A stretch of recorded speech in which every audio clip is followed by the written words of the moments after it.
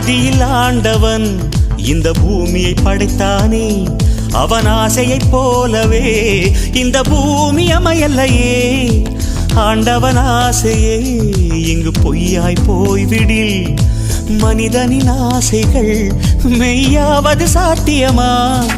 நன்மை என்றும் தீமை என்றும் 4 பேர்கள் சொல்லுவது நம்முடைய பிழை இல்லையே.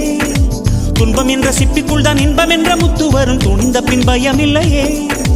கண்ணீர் துளியில் வைரங்கள் செய்யும் கலைகள் கண்டு கொள். காலுக்கு செருப்பு எப்படி வந்தது, முள்ளுக்கு நன்றி சொல்.